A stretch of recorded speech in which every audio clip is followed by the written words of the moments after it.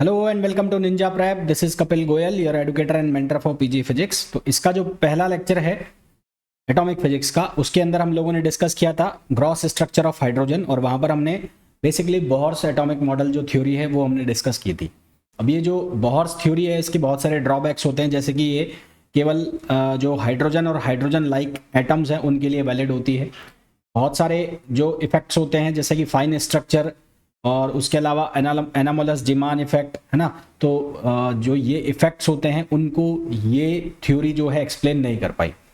तो इसके बाद एक और थ्योरी आई जिसको हम कहते हैं सोमरफील्ड थ्योरी। हालांकि मैं इस वीडियो में आपको सोमरफील्ड थ्योरी के बारे में ज़्यादा कुछ बताने वाला नहीं हूँ, क्योंकि इस वीडियो के अंदर हम लोग डिस्कस करेंगे फाइन स्ट्रक्चर। सोमरफील्ड थ्योरी को मैं आपको एक अलग से छोटे से लेक्चर में बता दूंगा, बहुत लंबे चौड़ा कुछ उसमें है नहीं, 15-20 मिनट का डिस्कशन होगा, तो मैं एक अलग लेक्चर में आपको बता दूंगा।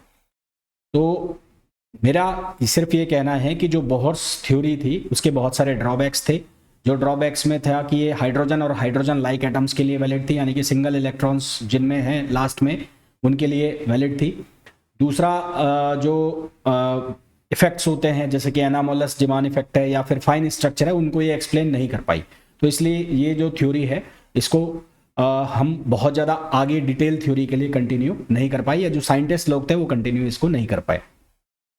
फाइन स्ट्रक्चर के बारे में आज हम पढ़ेंगे। फाइन स्ट्रक्चर के बारे में हम क्या पढ़ेंगे कि हमने जो बोहर्स थ्योरी में कैलकुलेशंस वगैरह की उसमें हमने ये कंसीडर किया था कि जो एनर्जी है, एनर्जी का जो मेजर पोर्शन है उसको हमने कंसीडर किया था ना। उसमें जब हमने बात की थी किसके अंदर, जब हमने बात की थी बोहर्स थ्योरी के अंदर, तो बोहर्स थ्योरी के अंदर हमने जो ग्रॉस स्ट्रक्चर है उसमें केवल और केवल लार्ज कंट्रीब्यूशन को कंसीडर किया था एनर्जी के। हमने जो स्मॉल कंट्रीब्यूशन है उसको कंसीडर नहीं किया था। तो यदि हम स्मॉल कंट्रीब्यूशन को कंसीडर करते हैं तो हमें फाइन स्ट्रक्चर मिलेगा। फाइन स्ट्रक्चर का मतलब क्या होता है कि जो लाइंस आपको दिखी थी ना, लाइमन सीरीज, बामर सीरीज, तो उनके बीच में अच्छा खासा गैप था। परंतु अगर जो स्मॉल कंट्रीब्यूशन है उसको भी कंसीडर कर लिया जाए तो होगा क्या कि वो जो एनर्जी गैप है, जो दो लाइंस के बीच में गैप था, वो और भी कम होता जाएगा। तो यानी कि बहुत फाइन सा उनके बीच में गैप होगा, तो उसको हम बोलते हैं fine structure.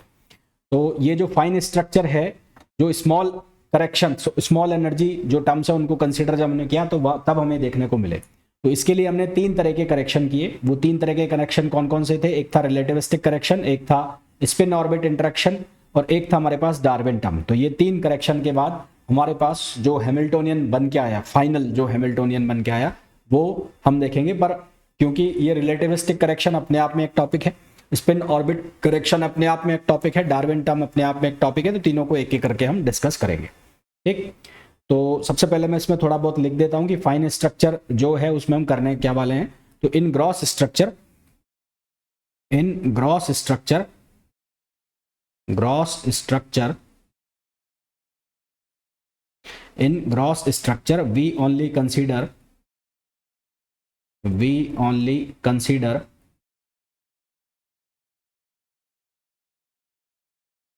large portion of energy,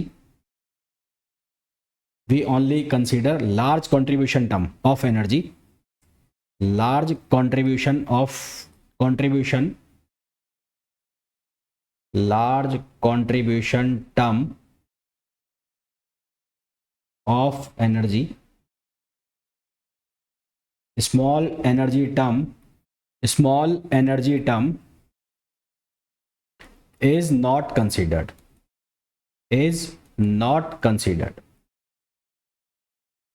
ठीक है। if small energy terms are considered,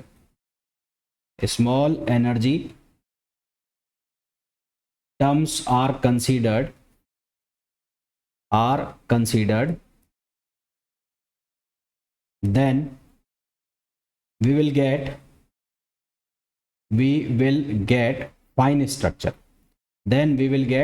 structure, अब देखो ये जो सब है ये मैं पहले से भी लिख के तैयार रख सकता था, मैं सिर्फ एक्सप्लेन कर सकता था, पर तुम्हें ये आदत डालनी है, मैं जो लिख रहा हूँ उसके साथ साथ तुम्हें अपने नोट्स बनाने हैं, सो दैट कि तुम्हें चीज़ें याद हो।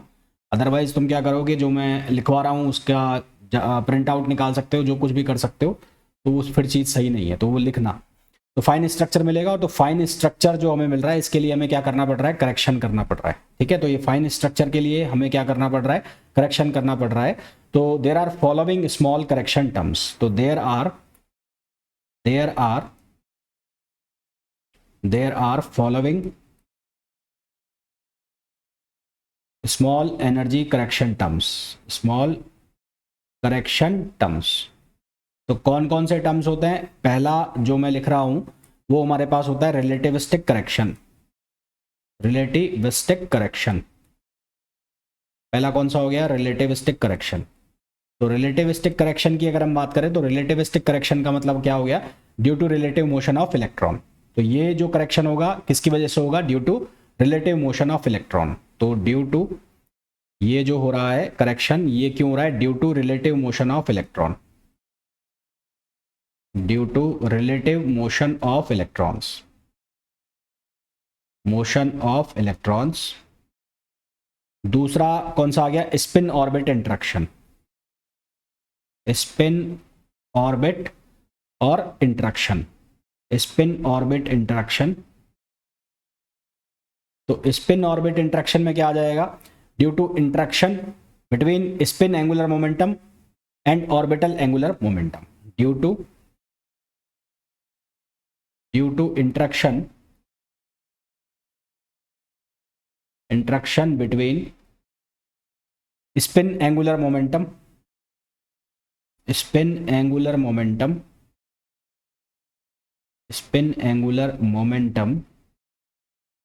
and orbital angular momentum, orbital angular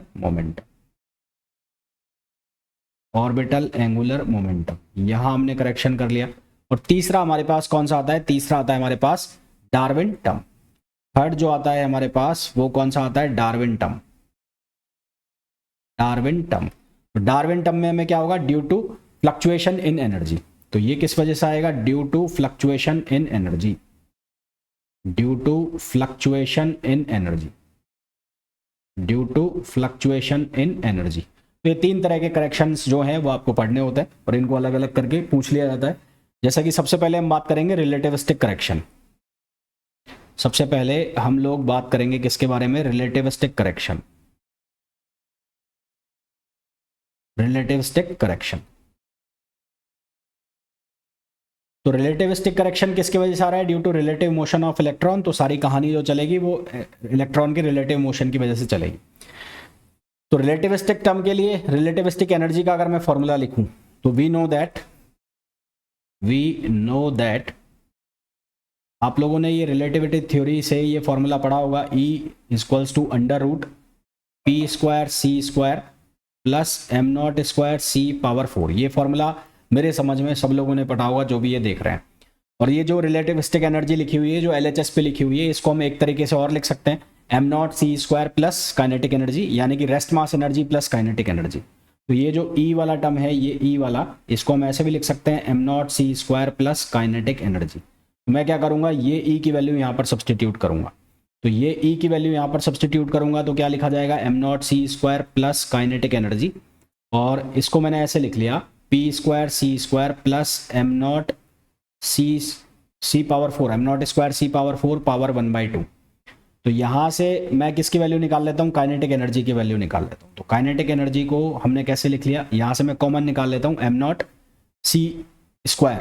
तो एम नॉट सी स्क्वायर को मैं अगर कॉमन निकालता हूँ तो यहाँ से कॉमन निकाल लिया एम नॉट सी स्क्वायर। तो यहाँ बच गया 1 प्लस ये बच गया P square C square upon ये क्या हो जाएगा, ये आ जाएगा एम नॉट स्क्वायर और सी स्क्वायर। ठीक है, क्या आ जाएगा, एम नॉट स्क्वायर और सी स्क्वायर, सी पावर 4 आ जाएगा, क्योंकि मैं इस पूरे को बाहर निकालूंगा तो इसका रूट निकल के बाहर आएगा। तो बाहर क्या आएगा, एम नॉट और सी पावर 4 से डिवाइड हो जाएगा और ये पावर आ जाएगी 1/2 और ये इधर ट्रांसफर हो गया तो ये हो जाएगा एम नॉट सी स्क्वायर।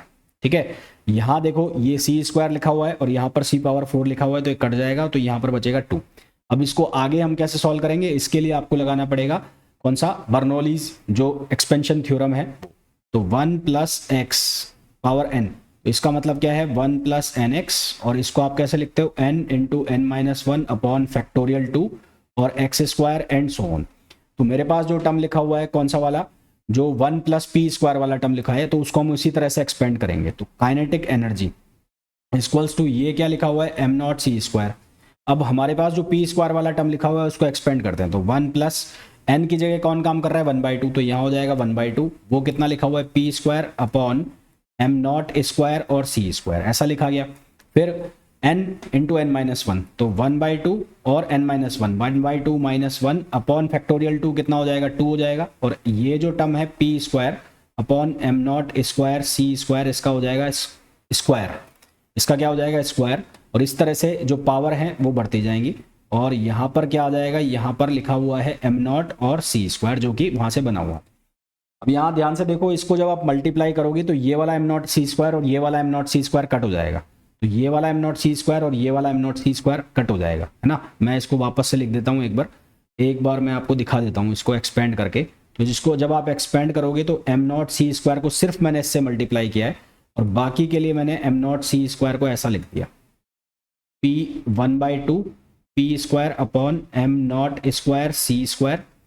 और ये कितना हो गया, ये हो जाएगा 1/2 के बाद यहाँ से ये यहाँ माइनस बचेगा ना, -1/2, तो ये बचेगा 1/2, ये बचेगा -1/2, ये हो गया 2। और ये कितना हो जाएगा P square upon M not square C square और ओवर होल स्क्वायर। और यहाँ पर क्या हो गया minus M not C square. तो ये वाला एम नॉट सी स्क्वायर और ये वाला एम नॉट सी स्क्वायर एक दूसरे से क्या हो जाएंगे, कैंसिल हो जाएंगे। मेरे समझ में यहाँ तक सबको बहुत अच्छे से समझ आया होगा, है ना। अब जब इसको ओवरऑल हम सॉल्व करेंगे तो हायर टर्म्स को हम क्या कर देंगे, नेग्लेक्ट कर देंगे। तो हायर टर्म्स को नेग्लेक्ट कर देंगे तो neglecting higher terms, neglecting higher terms, neglecting higher terms, neglecting higher terms. तो हायर टर्म्स को जब आप नेग्लेक्ट कर दोगे तो आपके पास जो काइनेटिक एनर्जी का करेक्शन का फॉर्मूला बचेगा वो क्या बचेगा, देखो यहाँ लिखा हुआ है एम नॉट सी स्क्वायर और यहाँ लिखा हुआ है M not square C square. तो आपके पास क्या बचेगा, यहाँ से हमारे पास बचेगा P square upon 2 M not, P square upon 2 M not और -1/8। माइनस क्यों हो गया, क्योंकि यहाँ पर माइनस है। तो 1/2 और ये वाला 2, तो ये 1/8 हो गया। और एम नॉट सी स्क्वायर उससे भी मल्टीप्लाई होगा तो यहाँ आएगा P power 4 upon M not cube, P power 4 upon M not cube और सी स्क्वायर। तो ये हमारे पास टर्म आ गया, ठीक है, ये हमारे पास टर्म आ गया। इसको हम लिख देंगे इक्वेशन नंबर फर्स्ट। ये जो इक्वेशन है इसको मैंने क्या लिख दिया, इसको लिख दिया इक्वेशन नंबर फर्स्ट लिख दिया, ठीक है। ये समझने के लिए आपके ये समझना पड़ेगा आपको कि ये कैसे लिख रहे हैं, ये आ कैसे रहा है। बाद में तो एंड लास्ट रिजल्ट में जो फॉर्मूला आएगा वो तुम्हारे काम का है। अच्छा, फिर उसके बाद क्या करना है, अब हमारे पास जो फाइन स्ट्रक्चर जो बनेगा टोटल हैमिल्टोनियन वो कैसे लिखा जाएगा वो देखते हैं। तो for fine structure, for fine structure total Hamiltonian, total Hamiltonian, total Hamiltonian को कैसे लिखेंगे, उसको लिखेंगे H equals to H not. H not का मतलब हो गया main Hamiltonian plus HR plus ये हो जाएगा HSO और प्लस हो जाएगा HD, यानी कि टोटल कितने टर्म्स हो गए, 4 टर्म्स हो गए। इसको लिख दिया मैंने इक्वेशन सेकंड। यहाँ पर जो HO होगा ये क्या होगा, मेन हैमिल्टोनियन, जो हम पढ़ के आए हैं ऑलरेडी, जो हमने क्रॉस स्ट्रक्चर के अंदर पढ़ा था। तो इसको हम बोलेंगे मेन हैमिल्टोनियन, इसको हम क्या बोलेंगे, इसको बोलेंगे मेन हैमिल्टोनियन। और मेन हैमिल्टोनियन की जो वैल्यू है वो क्या होगी, वो होगी P square upon 2 M not, जो हम ऑलरेडी पढ़ चुके हैं, minus kinetic potential energy. Potential energy term क्या था, Z E square upon R, ठीक है, K Z E square upon R. तो ये पोटेंशियल एनर्जी टर्म था, इसको लिख दिया मैंने इक्वेशन थर्ड। एच आर का मतलब होगा relativistic energy, H S O का मतलब होगा spin orbit relativistic Hamiltonian, S O का मतलब होगा स्पिन ऑर्बिट जो है हैमिल्टोनियन। और उसके बाद एच डी का मतलब होगा वो होगा डार्विन टर्म, है ना। तो एच आर जो है रिलेटिविस्टिक करेक्शन, तो एच आर जो है वो क्या हो गया, relativistic correction, relativistic correction. H S O जो है वो क्या हो जाएगा, वो हो जाएगा spin orbit interaction, spin orbit interaction. और उसके बाद बात करें एच डी, तो एच डी जो हो जाएगा वो हो जाएगा डार्विन टर्म, डार्विन टर्म। तो फ्रॉम इक्वेशन फर्स्ट कौन सी है? इक्वेशन फर्स्ट है हमारे पास ये वाली इक्वेशन जो है वो इक्वेशन फर्स्ट है। तो इस इक्वेशन फर्स्ट से और हमारे पास एक इक्वेशन आई है थर्ड जो मेन हैमिल्टोनियन है। तो इक्वेशन फर्स्ट और थर्ड का अगर हम यूज़ करें तो रिलेटिविस्टिक करेक्शन हमें जो मिल रहा है वो क्या मिल जाएगा? एच आर इजक्वल्स टू 1/8 भाई पी स्क्वायर अपॉन 2m0 है। और जो रिलेटिविस्टिक टर्म आया है उसमें भी हमारे पास क्या है? पी स्क्वायर अपॉन 2m0, यानी कि ये टर्म तो सेम हो गया। तो करेक्शन कौन सा मिल रहा है? करेक्शन मिल रहा है -1/8 पी पावर 4 अपॉन m0 सी m0 क्यूब और सी स्क्वायर। तो ये करेक्शन है। तो फ्रॉम इक्वेशन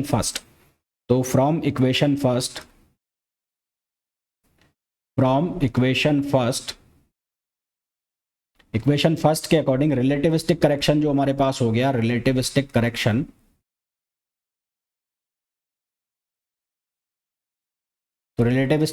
जो हो गया वो हो गया एच आर इजक्वल्स टू -1/8, ये हो गया p पावर 4 अपॉन ये हो जाएगा m0 क्यूब और c स्क्वायर।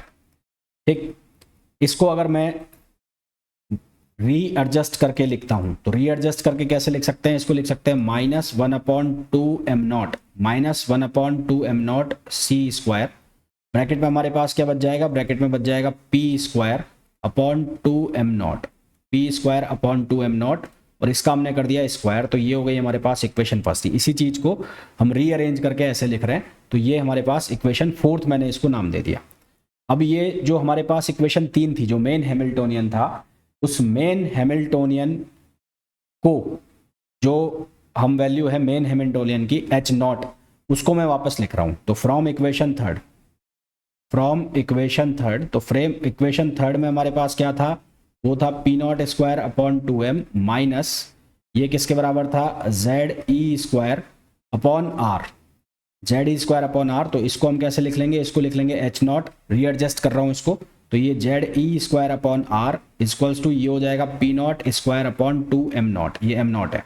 तो इस तरह से लिख लिया, यानी कि इसको हमने बस ट्रांसपोज किया है और कुछ नहीं किया है। तो यहाँ से हमारे पास जो p स्क्वायर अपॉन 2m0 है, ये जो वैल्यू है, ये वाली वैल्यू, इसको मैं यहाँ सब्सटीट्यूट करूंगा यहाँ पर। तो यहाँ पर सब्सटीट्यूट करेंगे तो हमारे पास क्या बनेगा? तो हमारे पास बन जाएगा HR, यानी कि जो रिलेटिविस्टिक टर्म है HR, उसकी वैल्यू क्या बन के आएगी? वो बन के आएगा -1/2m0 c square, -1/2m0 c square. और ब्रैकेट में क्या आ जाएगा? H0 plus ZE square upon r, और इसका पूरे का क्या हो जाएगा? स्क्वायर हो जाएगा। अब हम टाइम इंडिपेंडेंट परटर्बेशन थ्योरी का यूज करेंगे। तो by using time independent perturbation theory,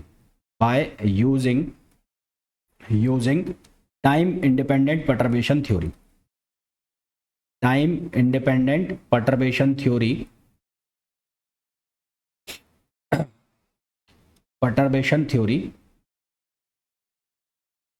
तो टाइम इंडिपेंडेंट परटर्बेशन थ्योरी का हम यूज जब करेंगे तो उसके अकॉर्डिंग हमारे पास क्या बनेगा? हमारे पास बन जाएगा ER इक्वल्स टू ये हो जाएगा साई NLM, और यहां से HR मतलब रिलेटिविस्टिक करेक्शन, और ये साई NLM। तो हम यहाँ पर टाइम इंडिपेंडेंट परटर्बेशन थ्योरी का यूज कर रहे हैं। HR की वैल्यू हमारे पास है, तो HR की वैल्यू को मैं यहाँ पर सब्सटीट्यूट अगर करता हूँ तो HR की वैल्यू को यहाँ रखते हैं तो हमारे पास क्या बनेगा? ये 1/2m0 c स्क्वायर बाहर आ जाएगा। तो ये बाहर क्या आ जाएगा? ये आ जाएगा -1/2m0 c स्क्वायर, ये पूरा बाहर आ गया। तो एक्सपेक्टेशन वैल्यू जो बनेगी अब उसके अंदर क्या रह जाएगा? यहाँ रह जाएगा साई NLM, साई फंक्शन हो गया, वेव फंक्शन हो गया, साई NLM, और इसका कर दो स्क्वायर। तो इसका स्क्वायर कर दोगे तो ये क्या बन जाएगा? ये बन जाएगा H0 स्क्वायर प्लस फिर ये क्या बन जाएगा? 2H0 ZE square upon r, और प्लस ये बन जाएगा Z square E power 4 upon r square. ठीक, और यहाँ पर क्या बन जाएगा? साई NLM। अब इतना बड़ा तुम्हें नहीं करना है, मैं सिर्फ समझा रहा हूँ तुम्हें। तो इसको हम इक्वेशन दे देंगे 6। अब आपको कुछ बेसिक वैल्यूज आपको याद होनी चाहिए। कौन कौन सी बेसिक वैल्यूज? जैसे कि वी नो दैट कि जो H0 का जो कैट नोटेशन होगा वेव फंक्शन पर, जब इसको अप्लाई करोगे H0 को, हैमिल्टोनियन को, साई NLM पे, तो आपने पढ़ा है कि एच साई इक्वल्स टू ई साई होता है, तो यहाँ पर ये भी किसके बराबर हो जाएगा, ये ई साई के बराबर होगा। और वो ई साई की जो बेसिक वैल्यू है वो आती है E naught Z square upon N square, और ये आ जाएगा साई एन एल एम, है ना, साई एन एल एम। तो ये जो पूरी वैल्यू है ये ई एन की वैल्यू हो गई, यानी कि टोटल एनर्जी की वैल्यू हो गई। ये हमने पढ़ा हुआ है एनर्जी का, तो ये ई एन है, तो ये तो हमने पढ़ा हुआ है। इसी तरह से 1/r की एक्सपेक्टेशन वैल्यू अगर हम लिखेंगे तो 1/r की एक्सपेक्टेशन वैल्यू जब हम लिखेंगे तो ये कैसे लिखा जाएगा, ये लिखा जाएगा एन एल एम और 1/r एन एल एम यानी कि वेव फंक्शन। तो ये वैल्यू कितनी बन रही होगी, ये होगी 1/n स्क्वायर और z/a, ये 1/r की हो गई। इसी तरह से 1/r स्क्वायर की एक्सपेक्टेशन वैल्यू जब हम लिखेंगे तो 1/r की एक्सपेक्टेशन वैल्यू होगी हमारे पास कितनी होगी, ये होगी 1/, ये होगी l plus 1/2, l plus 1/2 n cube, और ये वैल्यू कितनी आएगी, ये आएगी z/a और ये आ जाएगा q, z/a का स्क्वायर।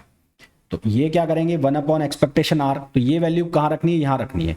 अब यहाँ पर कैसे सब्सटीट्यूट करना है भाई, जैसे इसको आप मल्टीप्लाई करोगे, जब इसको आप सॉल्व करोगे तो H naught square psi N L M बनेगा, H naught square psi N L M बनेगा। तो एच नॉट की वैल्यू आपके पास है, उसका स्क्वायर कर देना है, उसका स्क्वायर करोगे तो यहाँ पर एक टर्म बन जाएगा। ये जब H not psi N L M बनाओगे तो E naught square Z square N square उसका पूरे का स्क्वायर होगा। इसी तरह से यहाँ ये इसके लिए निकालोगे तो H not psi N L M का लगाओगे 1/r क्या जो एक्सपेक्टेशन वैल्यू है वो लिखोगे। तो इस तरह से ये फंक्शन यहाँ पर क्रिएट होगा। और जब इसको आप फाइनल सॉल्व करोगे तो आफ्टर, तो ये जो वैल्यू निकाली है ये हम कहाँ पर सब्सटीट्यूट करेंगे, इक्वेशन 6 में। तो सब्सटीट्यूट दीज वैल्यूज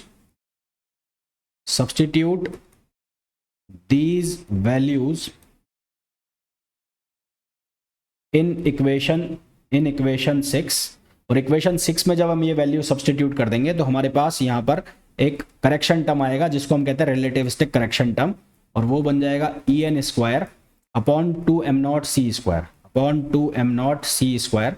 और ये किसके बराबर बनेगा, 3 - 4n अपॉन l प्लस 1/2। यहाँ l जो है वो अजीमुथ या ऑर्बिटल एंगुलर मोमेंटम है, नंबर है। तो ये हमारे पास रिलेटिविस्टिक करेक्शन टर्म बनेगा, और इसको हम नाम देते हैं correction in energy due to relativistic motion of electron. तो करेक्शन इन एनर्जी, इसको हम नाम देते हैं करेक्शन इन एनर्जी